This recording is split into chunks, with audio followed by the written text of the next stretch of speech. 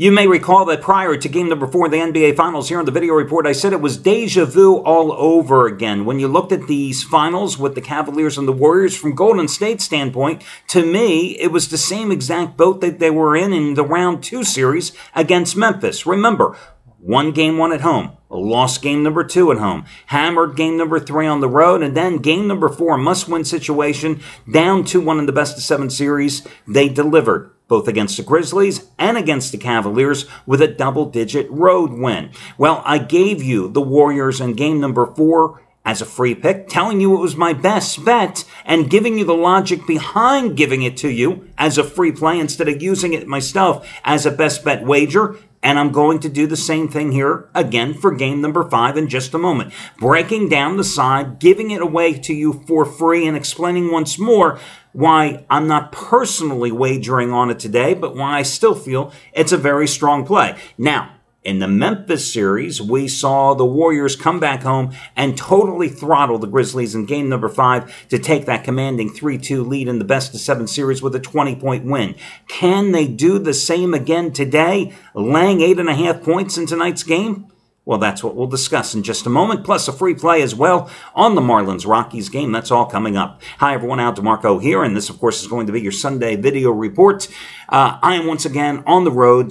Came over to Birmingham last night. My son had always wanted to see Garth Brooks. He told me earlier in the year that he had seen Paul McCartney a number of times. He had seen Ringo Starr. He only had 2 more guys that he had on his must-see list in terms of icons in the music industry. One was Billy Joel, knocked that off by going to Dallas earlier this year. Last night it was going to Birmingham to see Garth Brooks. Ironically, next Sunday, flying to Philadelphia with him to bring him to Paul McCartney for the 4th time. And there's one thing that you can take to the bank today. The crowd that I saw last night in Birmingham that was attending the Garth Brooks concert, that crowd, absolutely, there will be no mixing between the crowd I saw there and the way they were dressed and the crowd that I will see in Philadelphia seeing Paul McCartney. Boy, it was a quick reminder last night that I was in the South seeing this concert. But FYI, you know, not that I'm like a huge Garth Brooks fan. I mean, I can appreciate it, his music and stuff like that. And I mean, my goodness, I think the last time I saw him was 1995 in Atlanta when I lived there. 1995, that was a long time ago. I will say, though, what an incredibly energy-packed concert. The guy really does put on one hell of a show. And last night, tremendous voice. And believe me, the acoustics were not that good at the Legacy Arena, I think it was called, in Birmingham, Alabama. But he was in tremendous voice last night. Of course, he had his wife there too, Trisha Yearwood, and I mean, it's a strange show because, I mean, you're building this momentum, he's on a roll, etc., and then all of a sudden she comes on, sings like 3 of her top 10 hits, a couple of songs you never heard of, and you talk about a momentum killer. And then he comes back on and finishes the show. Very strange way the show was put together, but hey, you got to have your wife in the show anyway. But good show, all in all. And I mean, you know, tickets were cheap. I will certainly say that. Now, the 2 girls that decided to, once again, you know, when I go to a concert, I am not there to stand for 3 hours. I'm sorry. I pay good money for those seats. I'm not there to stand for 3 hours. But those 2 girls, you know, 2 rows in front that insisted on standing and swaying and singing, these 2 teens. Well, you know, I'm saying to my son, you watch, these 2 girls are going to get hammered. They're sitting there sipping their mixed drinks. Then the beers come. And then another round of mixed drinks, and then another thing of beers. Well, you know, constantly, I'm sorry, if you can't hold your liquor, then what are you doing drinking it in the first place? So you see these 2 bimbos. Oh, did I call these 2 drunk girls bimbos? Yes, I did. Oh, my God. Shame on me. I'm sorry. Was this supposed to be a politically correct video? I'm sorry about that. So late in the concert, then you see the one staggering out of the aisle. You know, of course, and she's got to go across like 8 guys that should have been at the Jenny Craig convention rather than the Garth Brooks contest last night in those narrow little rows. She staggers across the aisle, waiting for her friend, who gets across the aisle and falls flat on her face on the stairs. Well-deserved fall. They stumble down, holding on the railing, wobbling like this the whole way. And I mean, this is like amusing to me because I don't know what song Garth was singing. But at that point, I was ready to go, you know. I'd had enough of 18 Garth Brooks songs at that point. They finally make their way down. They come back up. They got 2 beers. They're swaying back and forth. I'm sorry if you have vertigo. You're not going to like this part of the video report. And I'm watching the beer just like slosh out of the cups and onto their dresses. And they finally get back to their seats. And this time, of course, they're sitting down. There's no more singing, dancing, and swaying because they are just sloshed. And I look at my son and I say, you know, it amazes me that when you go to an athletic event or you go to a concert and you see somebody able to get drunk on $8 overpriced plastic cups of warm beer. I just don't get it. But anyway, I digress. Today's video report, by the way, doing it from one of my favorite Marriott hotels, which, of course, we have today, this ugly vase. I had to show it. You know, I'm going to start collecting these things. And then one day I think I'm just going to have like a big raffle here among you guys and see, you know, because some of you out here, you may really like this piece of pottery. As for me, I don't know what possessed the hotel executive to order like 487,000 of these and put them in every single room in this particular chain hotel. This is one of the uglier ones, I must say, but you love that putrid green. Yes, yes, you can have this vase to decorate your home. All you've got to do is write in today. You know, I once auditioned for the beginning of, what's it called? The one in Pennsylvania. QVC.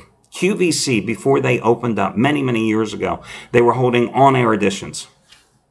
So you came to their studios, I think it was in Westchester, Pennsylvania at the time, and I was big in sales, and I had done TV work and stuff, and I went for the audition, and the first thing they handed me was a fan, a portable fan, to sell it. Well, I'm going, this is a piece of cake, you know, and I'm selling the fan, I'm giving them, hey, you know, make-believe call, 1-800, and get this fan for free, $14.95, etc. And they say, oh, that was good, you know, Alan, here, try selling something else, and they gave me a box of pencils. So I'm thinking, okay, now they're really testing your creativity. Can you sell a box of pencils? So, you know, I'm pretty good in my spiel, and I'm going, and all of a sudden, I'm doing it, and I'm in that zone, right? And when you're on TV, sometimes you get in that zone, and it's really good, and you don't want anybody to break your concentration. And all of a sudden, I see, out of the control room, I see that they have a close-up. One of the cameras, it's a 3-camera set, they have a close-up, like right here, on the side of my face. And right there, I lost it. I got out of the zone. I was done at that point. I mean, it was so unnerving that all of a sudden, I just caught a glimpse of myself with the camera right here. And I'm going, in my mind, as I'm trying to sell these pencils, I'm going, they don't like my mustache, they don't like my chin, had I gained a little weight, you know, and that was it. So, who knows, if it wasn't for that close-up, maybe you would have been watching me on QVC selling something here today instead of getting video reports.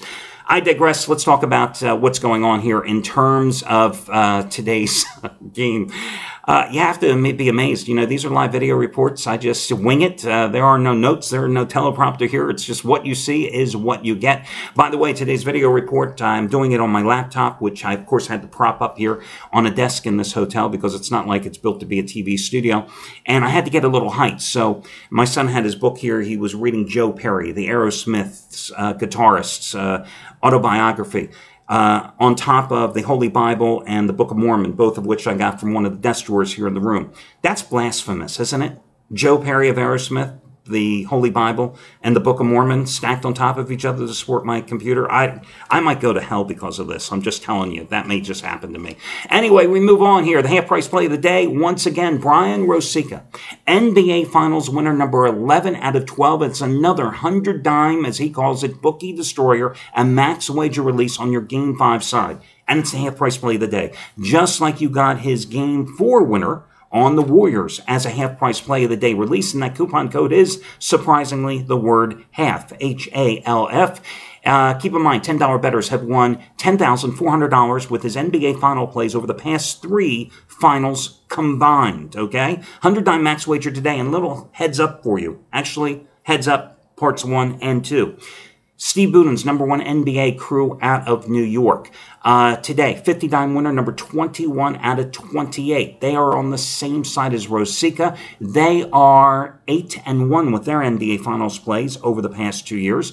And Shawn Michaels, his first Finals release, as he seeks winning day number 141 out of 250. Same side as Rosica and Buden. So there you have a consensus for you. Also, in terms of the total, here's another little consensus for you. Brad Wilton, who has been so devastatingly good with his totals throughout this postseason. Today, 50-dime playoff winner number 19 out of 27 on the over-under. You got his Game 1 and Game 2 and Game 4 total winners for only $14 today. Save $80 on his total for game number 5. Brad is at coupon code FYI, Gabriel DuPont, who is seeking playoff winner number 15 out of 22, has a 69 total. Same over-under play as Brad. Anthony Red, 109 max wager release. Same totals release as Brad and Gabriel DuPont. A three-way consensus there. So there's another consensus play for you. And Jeff Benton, the early bankroll builder today, saved $77, get his 109 max wager release in baseball. His biggest play of the season for only $22 on the Rockies Marlins. FYI, it's twice as big as his 50-time total winners you've got in the past 2 days that I've spoken of in previous video reports for the discounted price of only $7.77 today. A much bigger play, twice as big. You get it for $22 simply by using the coupon code. Since it's an early bankroll builder, it goes at 1:05 Eastern Time. That coupon code is early22. Early22. Okay, let's start talking here and breaking down game number 5. I told you that after game number 4 that I thought one of the most critical factors in this particular series was going to be the fact that you had a 2-day respite for both teams, and it was so vital for the Cleveland Cavaliers because I thought the Cavaliers, as I pointed out prior to the start of the season, had an advantage because you had such a shorthanded team getting a much-needed respite between the end of the conference finals and the beginning of the NBA finals. And I think that you saw how the Cavaliers played in the overtime loss in game number 1, a game that they should have won, and the overtime win in game number 2, how well they played. The rest certainly benefited them. Then, of course, when you had the series shift, you had both teams flying cross-country to Cleveland, and you only had 1 day of rest going into game number 3. Well, the Cavaliers had tremendous energy in the game. Listen, the only game I've lost in this series was game number 3, and I realized, as I told you after the fact, excuse me, guys, I'm getting so choked up. It's still thinking about that Garth Brooks concert last night and why I'm in Birmingham to see this concert anyway. Boom. Another politically incorrect jab, this time at the city of Birmingham. Anyway, I thought that really game number 3, I realized in the first 5 minutes I was on the wrong side because the intensity the Cavaliers had in that game was amazing. However, I did not think, when I gave you the Warriors in game number 4, I did not think that the Cavaliers would be able to maintain that intensity level another game, again, with just 1 day rest. And you saw what happened. The Warriors took care of business. They rolled to the 21-point win. Now, however, you've got the 2-day rest here before the series resumes, right? You had the travel day, but you had the extra day's rest. And I think that is pivotal for Cleveland's chances tonight. The other thing, which has been a theme throughout the postseason that I've talked about repeatedly, is the fact that every team in that best-of-7 series has that one-game performance where their backs are against the wall. They may not win it, but they are going to give everything they've got. This is that game for Cleveland. I said the same thing in game number 2, and they certainly delivered in that spot when I had the Warriors, as I had the Cavaliers as a best bet, because I thought that after losing game number 1, a game that they should have won, it was a must-win situation for them in game number 2, and they delivered. Well, tonight is the exact same situation, and that is one of the reasons that I like the Cleveland Cavaliers here tonight. Now, I think the Warriors are going to win the game. And I, of course, have a max wager release on the Warriors in the series. So this time, it's not about double dipping. It simply doesn't make any sense, again, for me to personally wager on Cleveland in this game. Frankly, I do think that the baseball play I have, and FYI, my baseball winner yesterday on the Baltimore Orioles over the Yankees, you got that bailout game last night for, what, $22, saving over half price off that 10-dime play. I've got to play just as strong a baseball today, which I think is a better play than Cleveland. But again, I think the Warriors win and give me a 3-2 lead in this series, but I think the Cavaliers plus the 8.5 points is the way to go in this contest.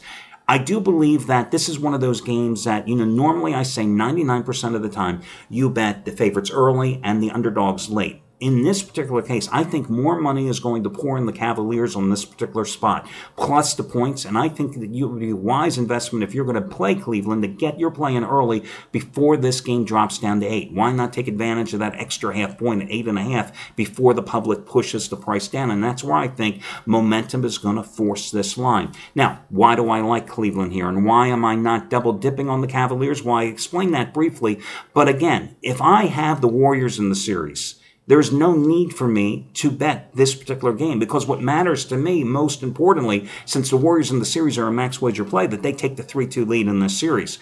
Let's reflect on game number 4. You know, if you look at the final score, you see a Warriors team that won by 21 points. But as I told you after that game on the following day's video report, what I saw was a Warriors team that dominated early, had a double-digit lead at the halftime, then early in the third quarter relinquished that double-digit lead, watched the Cavaliers get back into the game, and go into the fourth quarter only up by 6 points. It was a 6-point game in game number 4 starting the fourth quarter, despite the fact that LeBron James was only mortal in that game, 7 for 22, with 12 rebounds and 8 assists, despite the fact that the guards, Iman Shumpert, Matthew Dellavedova, and J.R. Smith, combined for 19 points on 7 for 35 shooting. Despite the fact that the Cleveland Cavaliers couldn't hit the broadside of the barn from long distance, going 4 for 27 from three-point range.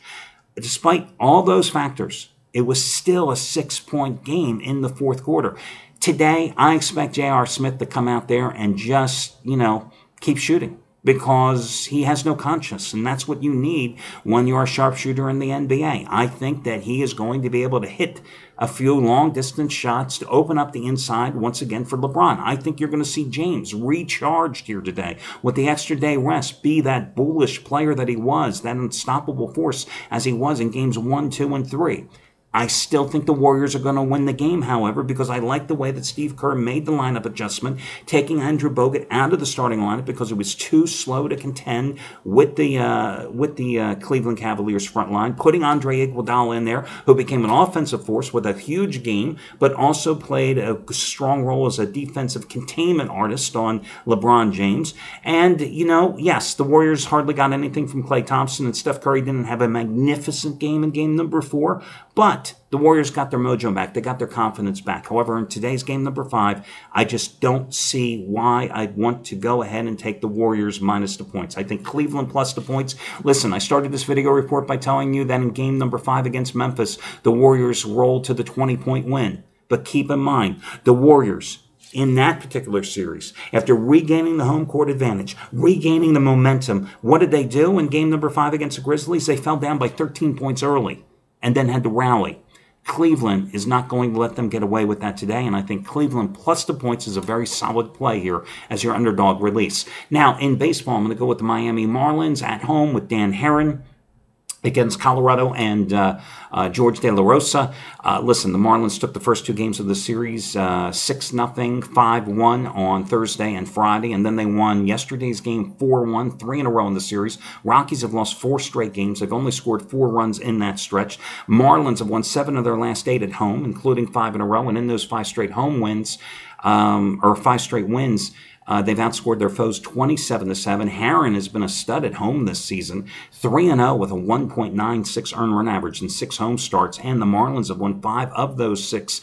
And he's coming off a very good confidence-building road performance last Tuesday at Toronto, in which he allowed 2 runs and fanned 7, walked nobody in 7 strong innings, a game that he should have won if not for the fact that Miami's bullpen imploded in the 9th inning. So I'm going to go with the Marlins as your other complimentary play. The line is up to about $1.40 in this one, but I still like Miami to round out your free selections for today's card. Well, that'll do it, guys. Best of luck to you all, and I'll catch you again on Monday, not only with a review of your Game 5 situation here tonight in the finals, but also with your Monday free selections. Good luck, everybody.